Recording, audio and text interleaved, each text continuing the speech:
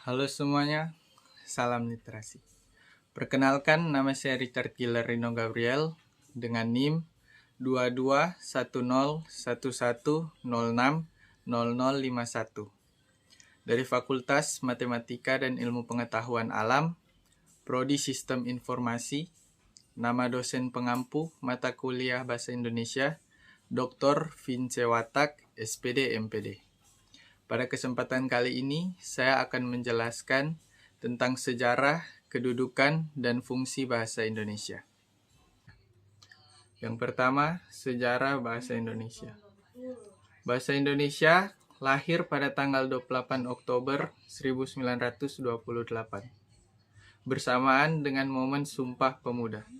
Pada saat itu, para pemuda dari berbagai pelosok Nusantara berkumpul dalam kerapatan pemuda dan berikrar: 1.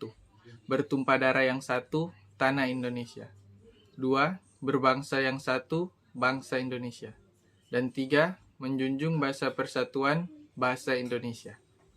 Unsur yang ketiga dari Sumpah Pemuda inilah yang merupakan pernyataan tekad bahwa Indonesia merupakan bahasa persatuan bangsa Indonesia. Bahasa Indonesia adalah hasil pertumbuhan dan perkembangan bahasa Melayu. Pada keputusan Kongres Bahasa Indonesia yang kedua tahun 1954 di Medan, antara lain menyatakan bahwa bahasa Indonesia berasal dari bahasa Melayu. Bahasa Indonesia tumbuh dan berkembang dari bahasa Melayu yang sejak zaman dahulu sudah dipergunakan sebagai bahasa penghubung bukan hanya di Kepulauan Nusantara, melainkan juga hampir di seluruh Asia Tenggara. 2. Kedudukan bahasa Indonesia. Pada dasarnya dibedakan atas dua, yaitu 1. Kedudukan bahasa Indonesia sebagai bahasa nasional. Kedudukan yang paling utama dari bahasa Indonesia adalah sebagai bahasa.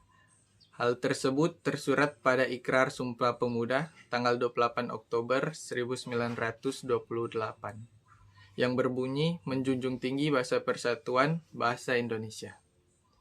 Yang kedua, kedudukan bahasa Indonesia sebagai bahasa negara.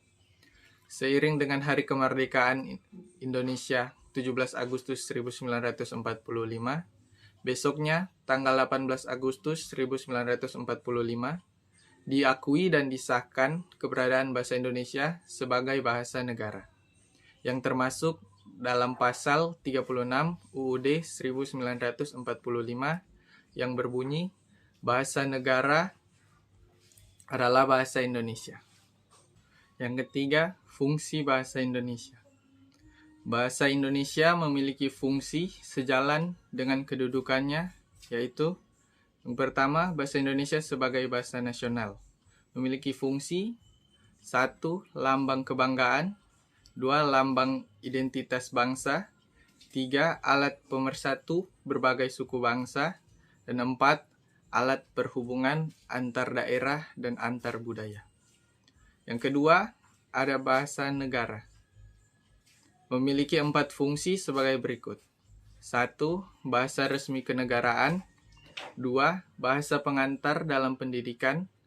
3. Alat penghubung pada tingkat nasional. Dan 4. Alat pengembangan kebudayaan, pengetahuan, dan ilmu teknologi.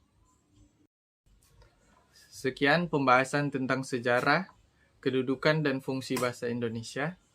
Nama saya Richard Giler Rino Gabriel. Sekian dan terima kasih.